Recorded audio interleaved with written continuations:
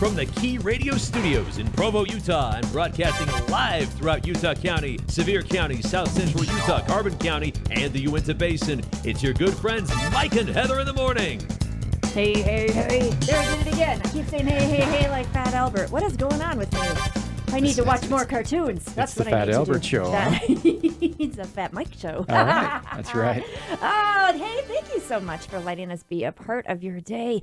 We have a great lineup here for you because we are continuing our discussion on love and marriage. And yesterday, of course, we had the beginning, like newlyweds. And we say that's between like 1 and 5 years, right? So we had David and Addie Denning in the studio with us, which was phantasmagoricalous, and that was a lot of fun.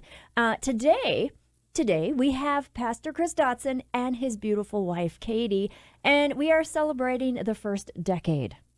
11 years you two have been married. That's correct, right? It will be 12 this year. Okay. Ooh, But, look at you. You yeah. get extra points, right? You're in the window of 10 to 15, right? So Yeah. This is the first we're decade. It's just like we're looking back, saying, no, we had a decade behind us, Okay, right? so 10 to 20 then we're talking. Okay, gotcha. Make us so categories are really important right now. But yeah, so it's going to be fun and just a different perspective. What we've learned just in the whole marriage thing and that sort of thing. But first, of course, Mike, it looks like you have something. No, I don't have anything. Nothing in the news. It was a sad news morning. It really was. Really? Okay. Yeah, and I feel like I can't redeem that time. I can't get it back. It's gone.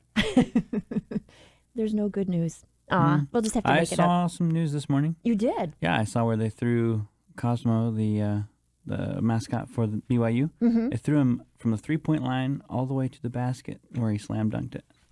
Cosmo. Yeah, Okay. They pretty- threw him? pretty incredible. Yeah, Like, some they guys. He's got to be like a sixth grader that weighs 70 pounds. Yeah. Right. There's like right. 4 or 5 guys that just threw him. Seriously. Yeah, Well, And that's he cool. dunked it, I'm gonna have or to what? look for that one. yeah. Yeah, That, like that diff- video went viral. It's getting attention from SportsCenter and different places. Well, now I need to help that viral thing spread too. I'm going Yeah. to go look at that later. That's kind of scary. I know. Yeah. Poor kid. But he made it, and that's what's Yeah, important, right? made Okay. it. Well, that's How good. did he land? On like some mats. Okay, that's Yeah. nice. He was wrapped in bubble wrap. That's great. Oh, did you guys get that whole broom thing? Did you see We that? tried it. I did it at like 11:45 p.m. You did. Did it work for you guys? Oh, yes, and I'm pretty sure it'd work any day. Okay, yeah. I'm not really sure. We have this, where we live, everything kind of tilts. Like, I think the house settled. Well made, yeah. Yeah, and so I tried all these different directions, and my poor broom is just like, what, are you kidding me? It worked for ours. Yeah. And it worked for most people I saw on Facebook. We all need to get a life. But I know we do. Yeah, I decided that we do. But still, it's kind of fun to try. It's part of being like, really? I can try that? I want to try that. I mean, yes, what is it about? That's that why we I just- texted Chris at like 11:45 and said, NASA, broom, go get just put it up. And he was like, what in the world? I thought he'd seen it, but I was the weirdest I had text no I've ever idea sent what him. she was saying. Yeah. Yeah. So if there's I was a something, little puzzled too when Heather walked into the kitchen and started trying to stand the broom up. and I was so sad because my broom's just like falling down. I'm like, okay, I got it. And then she goes, "Eek." Your house has to be level, yeah. Yeah, so it's okay. It's all right. So I wasn't part of the fun, so to speak, but I did try it. But it was something about the tilt of the earth, and I don't know what it is. It's probably Somebody's laughing. somebody's. So, I mean, That's Yeah. right. They're like, yeah. I don't know if it's science. Okay, so that's all we have, right? That's all we have. Okay, good. Then let me give you some information here real quick before we begin. I just want to remind you, my friend, that if you are looking for a way to bless people, maybe you would like to volunteer for the Pregnancy Resource Center. There is a location in American Fork that is just attempting to open. We would love to get that place open and available for people who need that resource. But the money's there. The facility's ready to go.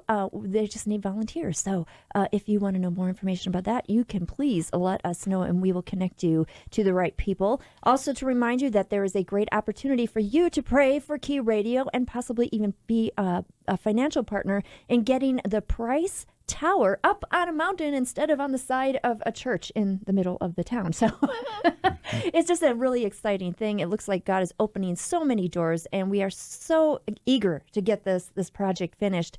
So if that's something that God is laying on your heart, you can definitely pray for us and let us know that you're praying for this project because that just encourages us. Does it not encourage It you? does. Yeah. Yep, absolutely. Also, on February 18th, beginning Tuesdays at 6 o'clock p.m. to 8 o'clock p.m. is a 10-week thing. It's How Can the Wounds of Our Hearts Be Healed? It's a small group for Bible-based trauma healing, and that is going on in Price at the Castle Country Apartments Community Room Building number 32. If you want more information, of course, again, give us a call and let us know that you're looking for some information, and we'll be glad to get that for you.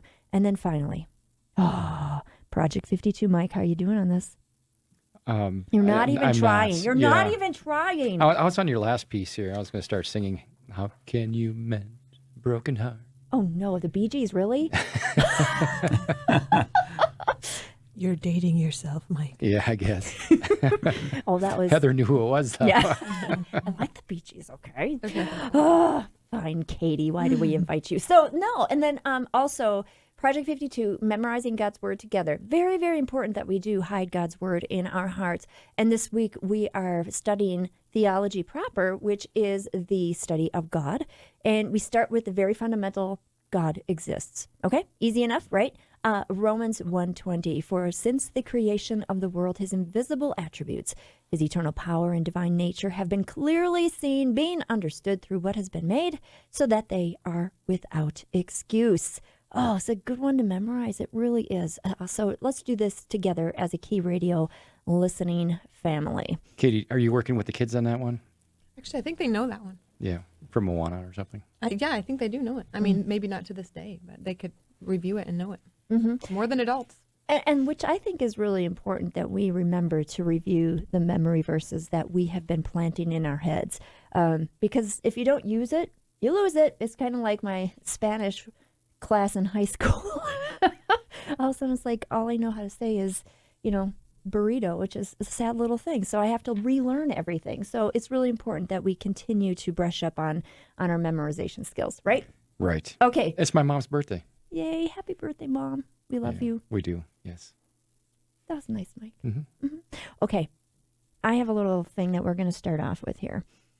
It's a game, and it's for Chris and Katie. And just to kind of get things going, we're going to do a quick little game, couple of questions, and then we'll go to some music, and then we will talk about marriage and all that fun stuff, and you guys can teach us things. Okay, you have two cards in front of you. One has your name on it, one has your spouse's name on it. I'm going to ask you a question, and then on the count of 3, you're going to lift it up and to the right. Who do you think this really is? Describes This you. is radio. That's okay. I'm good at reading it, and I share it with the rest. Just wanted to let you know. And don't worry, I figured that out. It just took me a couple of times. Okay, are you ready? All right, simple questions here. Start off with. Ready? And you have to right away pull it. Ready? Chris is going to hate this game. All right. Okay, you can do this. Which spouse is more organized? 1, 2, 3, go. Both of them say Katie. This is good. Okay. We have agreement. Chris have is just going to agreement. defer to me for the Anything sake of not positive, fighting. I say Yep. Katie. That's Okay, because he's learned that. Okay. Okay. Another one. Who usually wins an argument? 1, 2, 3. They're like, we never Come fight. on, yeah. Can we call it a discussion? Yes. A really heated discussion. I Chris says, they both say Chris. Okay, but you looked at what he was going to say. Yeah, So I'm I yeah, not don't know because if we that don't counts. really. I mean, arguing is early marriage. Now we just discussed. There's That no one doesn't screaming. count. That's immature. Come on. Oh, wow. Ooh. I have so much to learn from you guys. Okay, and then one last one. Who would win an eating contest? 1, 2, 3, go, Chris. Okay. Unless I just had a baby within the past 6 months. And then it's That's Kate. good. Okay, good. It's good to know these things. Okay.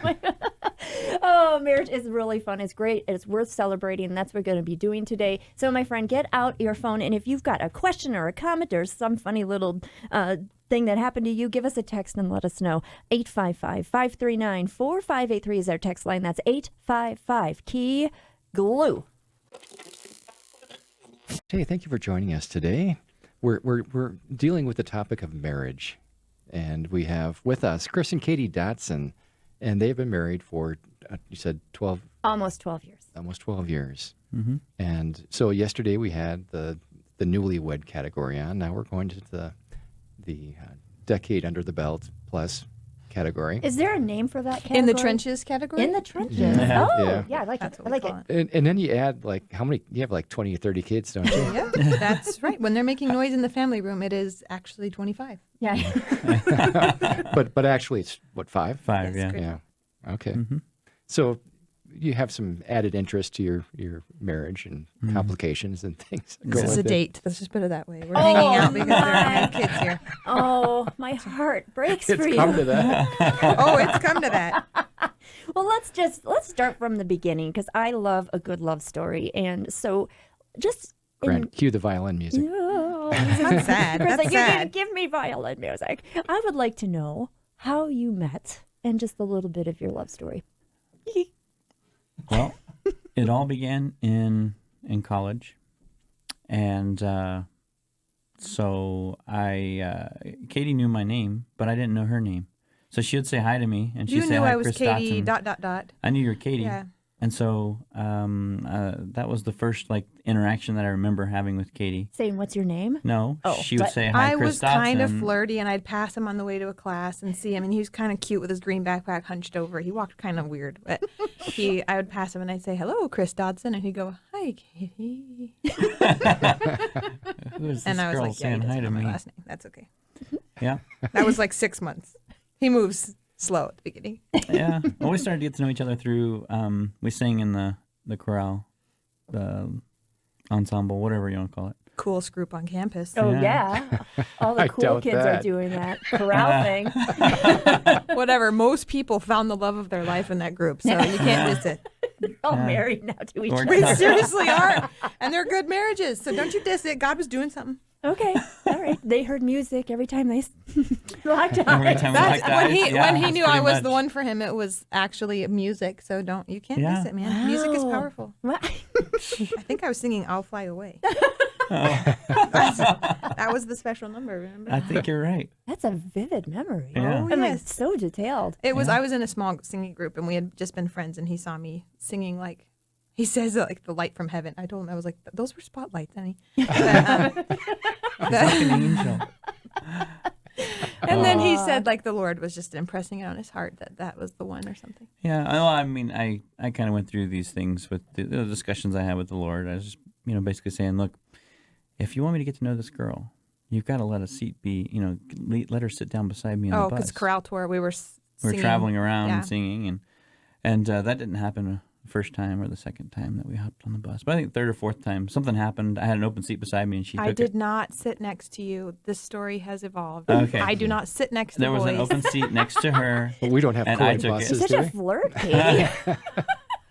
I don't know why the story has evolved. He makes me sound like I was on the hunt when I really wasn't.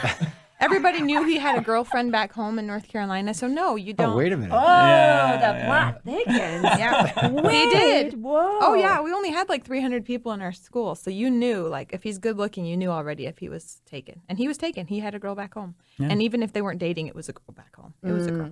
So I just was sitting on the bus, and he kept trying to sit next to me, and I didn't know it. And then he started Well, I sitting guess- next to me a lot. Well, I didn't. I was getting to know you a little bit, and then I was trying to figure out what to do, like because this girl back home, she didn't necessarily feel called into ministry, and so I was Yeah. like, well, this, So after we got done with that 10-day traveling thing where he was sitting by me a lot, he sent me a email that just said, "Hey, how you doing? What are your 5 goals in life?" That was exact, and it was like, "Talk to you later, Chris."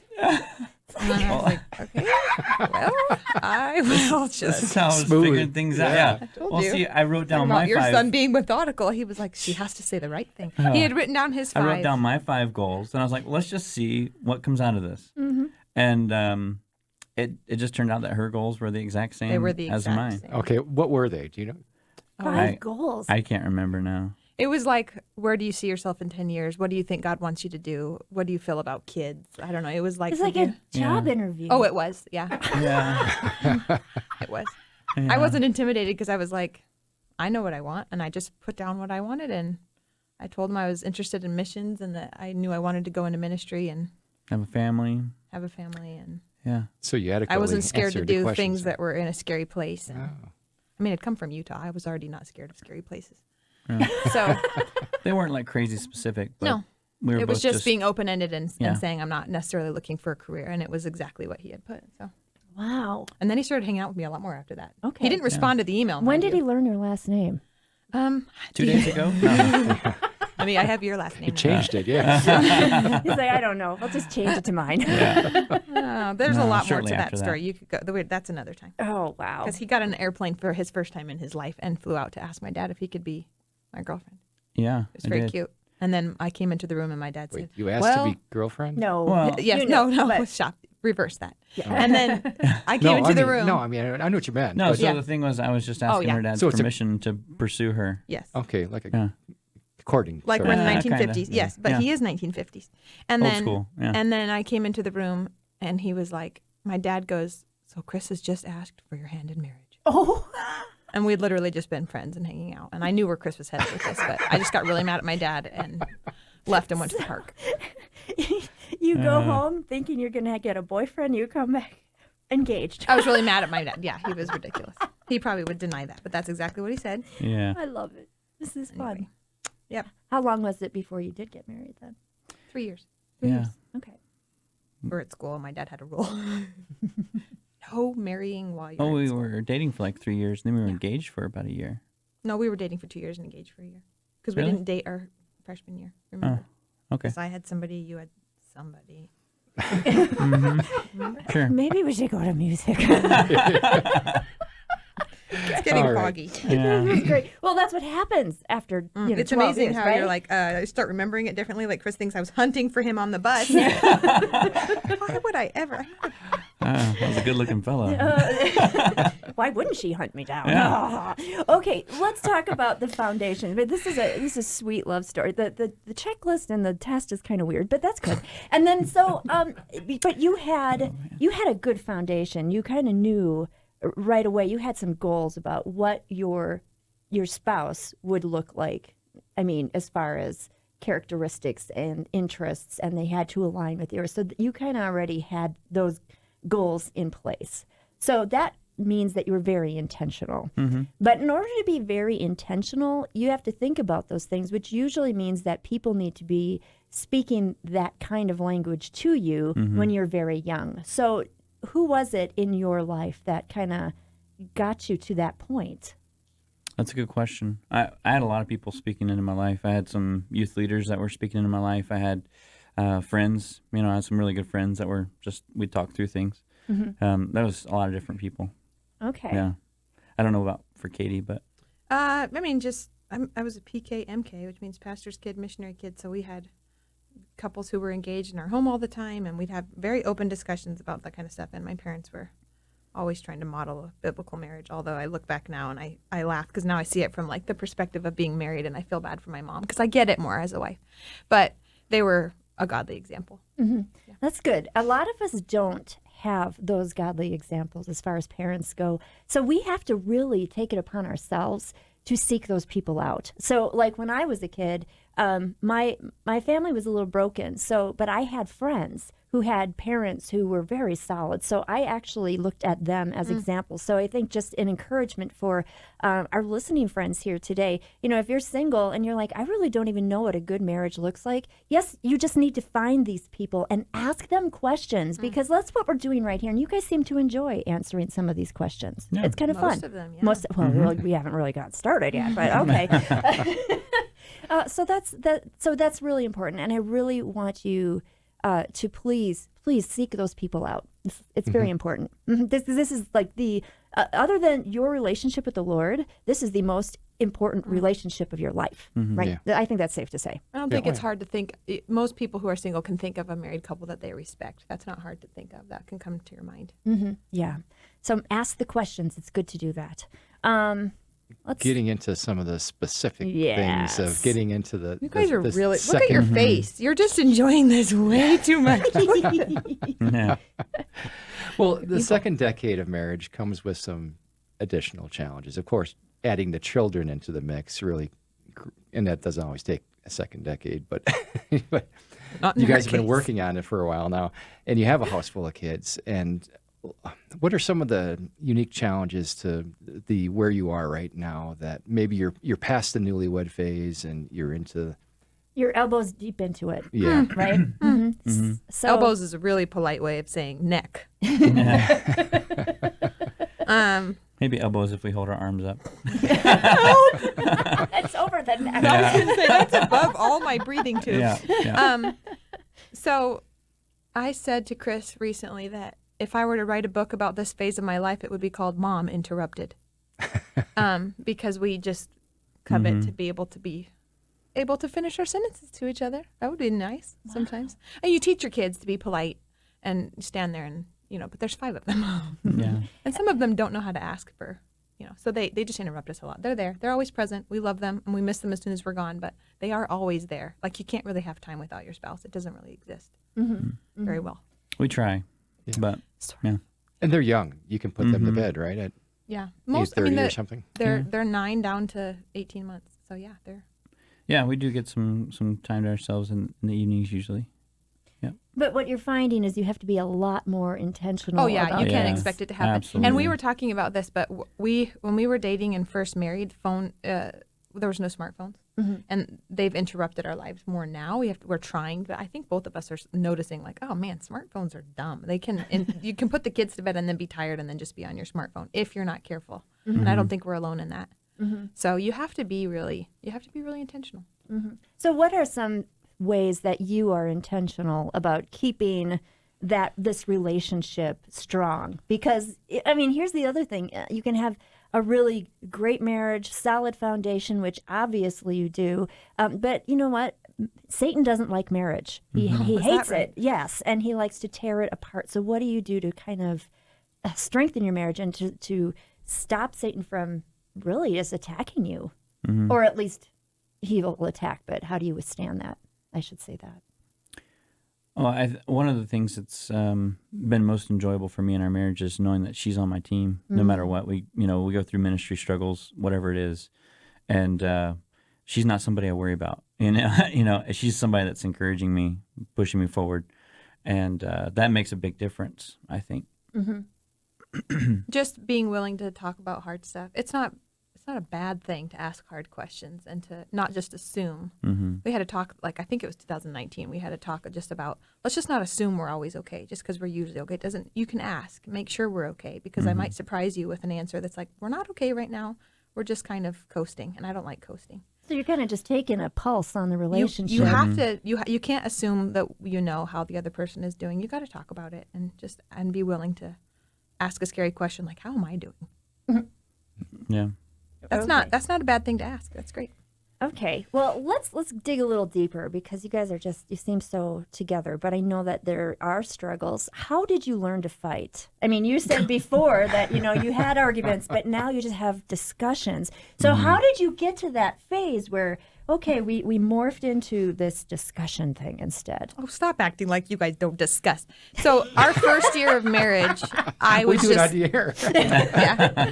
Our first year of marriage, I realized that I was angry with him a lot. He's quiet and would process things internally and would be agreeing with me but not say anything, which is very infuriating. And so I would just get angry and yell at him a lot. And so I kind of beat him up a lot our first year of marriage. Yeah. I would like to say now that was totally my communication style, was freak out on you, then punch you as hard as I could in the arm, and then run away, and then come back and be like, I can't believe you didn't say anything. And you're like, oh my God. So we tried to get past that. And just kind of, everybody, I feel like people know the classics. Just if you're too upset, maybe you shouldn't be speaking in that moment because you're not going to say nice things. Take some time to. But also, I think I vocalize a little bit more now. Yeah. And it has helped really for me a lot over the years with his personality. He's more of an internal personality for me to think the things that he is doing to you, he is not intending to do. Because Chris does not have ill will towards me, and I don't think he ever has. It has felt like it at times in our marriage because, he's a human and he's selfish like I am. But he's not intending to do the things that he's doing. And I would get so, you're like in the shower as a wife, stewing over the thing. And you're like, oh, he has. And then you have to just tell yourself, he's not he really loves you. He's not trying to do these things. He just doesn't mean to. He's just a man. He doesn't mean to. Yes, that's Careful. Sometimes she would stew over things and then come out and be so angry. Oh, and I'd be man. like, what in the world is 20-minute going shower, on? come out and be like, I What did I do? cannot believe you. By the time you're done with your shower, you figured out that he has actually planned all these things. And actually, he's just like, I'm just an idiot. I didn't know. I had no clue that that was something you were mad about. So I have to be honest, and I have to assume that he's probably ignorant and meaning well rather than just like planning my demise.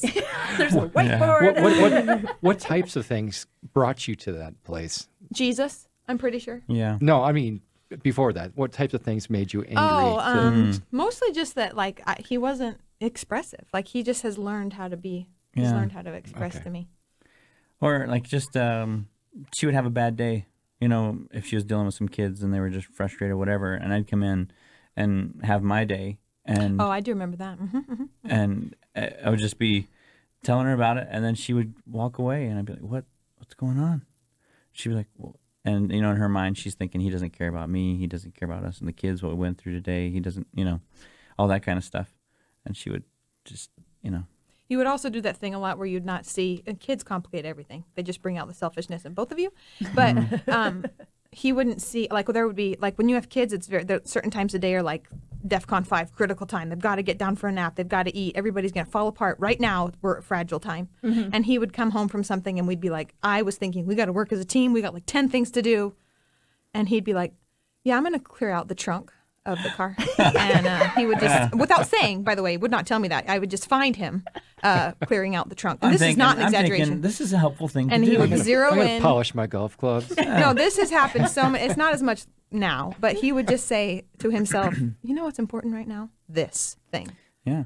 And I'd find, what on earth is this you're doing right now? And he'd be like, it's been bugging me. And I thought, Trying to help. Yeah, it is a delicate balance between, like, sometimes I just wanted to take myself out of the equation and let Heather have her explosion. This is no not wonder about we us. think This that is you're not about planning us. our demise. Yeah. Okay. Well, He can Well- relate, though. He can Well, there were a relate. lot of times where it was like, am I going to be helping if I step in and try to help? Or am I going to be the trigger point of this whole explosion? Yeah, well, Chris is he's a 21st century husband, so he can do just about everything besides nurse a baby. And he's tried to do that, but it just didn't work well. No, just kidding. Why are you even taking it there? One of our kids has tried to do that too. Oh my goodness. But he would just get focused on the wrong thing. You got to communicate. Well, and I think that is the big word is communicate. And especially when you get the kids in the mix, all of a yes. sudden it's a lot harder to communicate. You just, you've been married for a while. You should be ready to read my mind, right? But that doesn't always happen. So interesting. And the more things you add to the relationship, the more you have to communicate. I think. Yeah. They complicate it. Each kid complicates it by about 7, I think. So, But there is hope. Ooh, we're gonna continue on with this discussion. This has been so fun. If you have a comment, I would love to hear from you. 855-539-4583. That's our text line. 855-KEY-GLUE.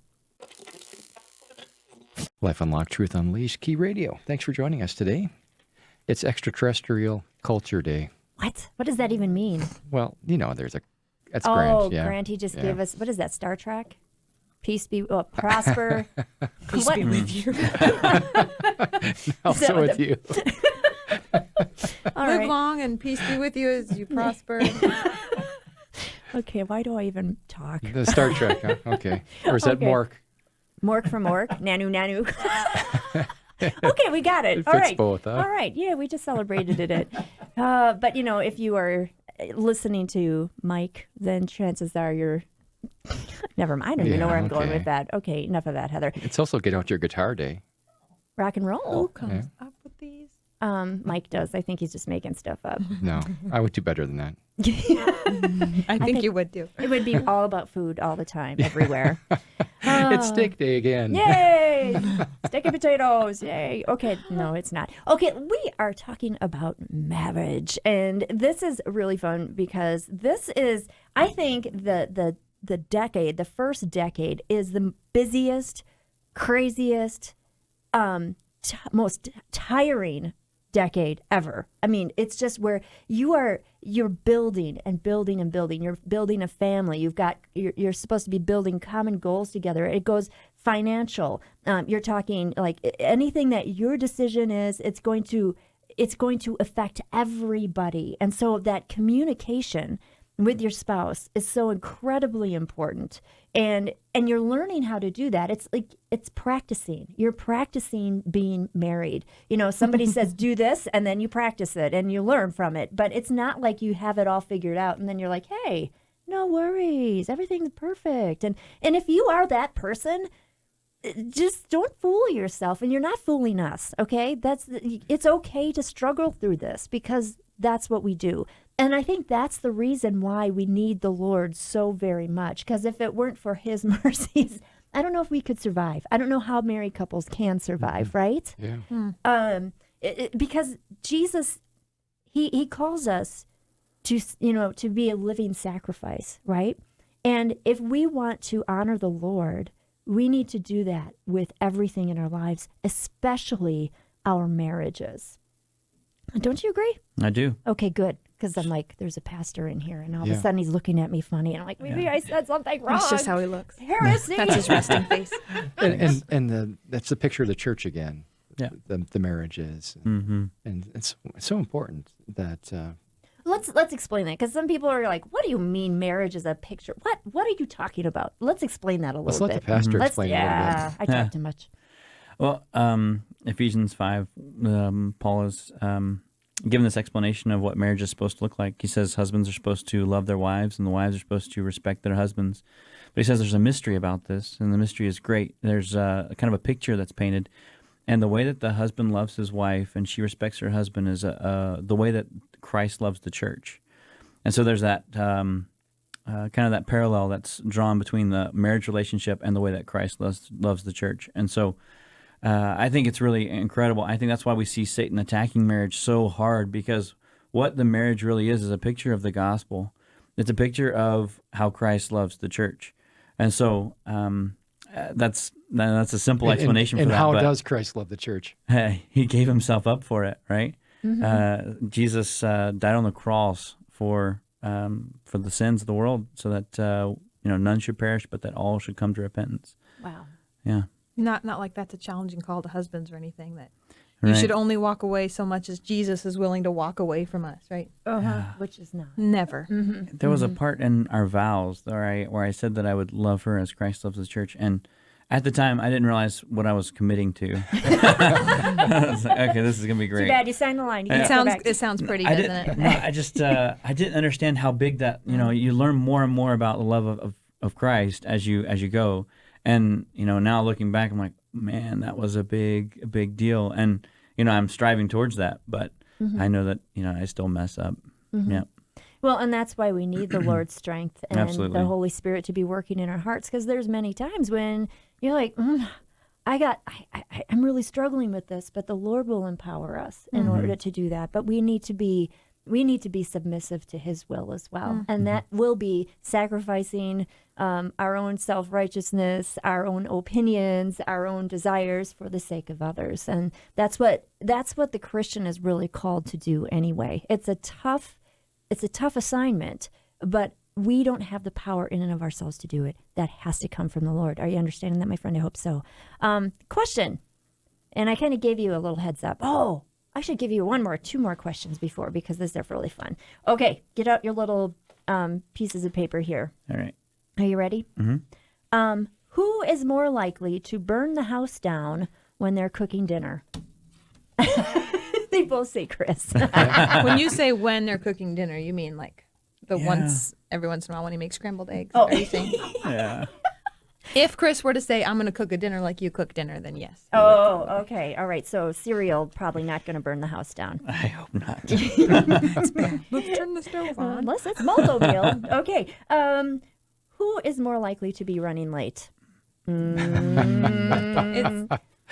Chris says Chris. Katie says Katie. I think kids are in the mix here. Are you kidding? Yeah.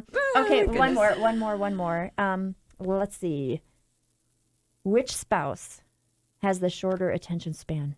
Yeah, that's Katie. true. Katie, both I'm not they say gonna Katie. lie. Wow. Okay. Wow. They're really Yeah, the wow. last two questions I kind of thought were kind contentious. of backwards. I know. like, for most couples. We'll Yeah. talk about it later. Okay. Just kidding. Okay. Now the question we really want to know.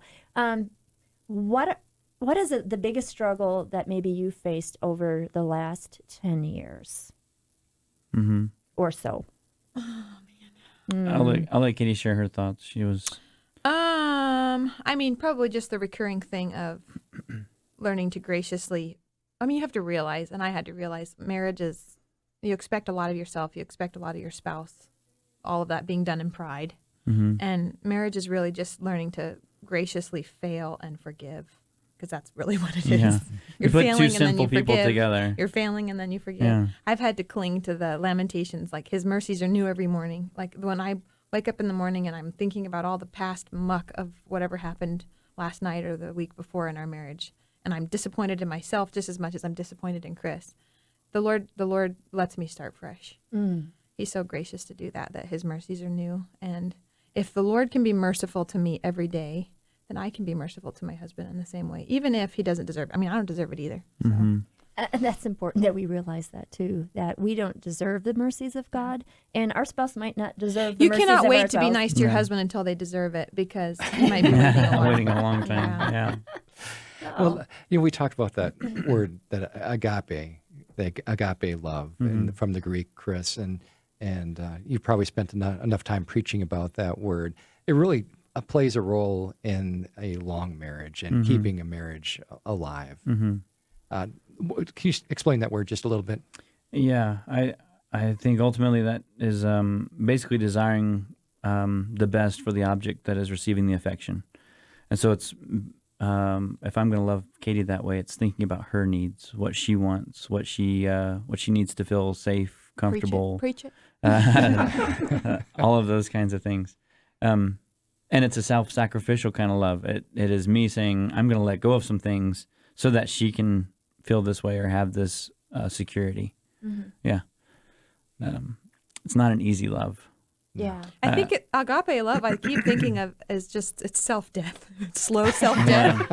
Yeah. I mean, in a beautiful... Well, that's what marriage is, right? It is. It's slow self-death. And you become a Yeah. more beautiful thing. So your old crusty thing needs to die. Right. But it is, you're just slowly giving up all these things that you want to cling to, that God's like, let go, let go. let I think go. it's very true what they say. Marriage is not just about, it's not about happiness. We can have some happiness there, but it's not about happiness. It's about God making us more holy.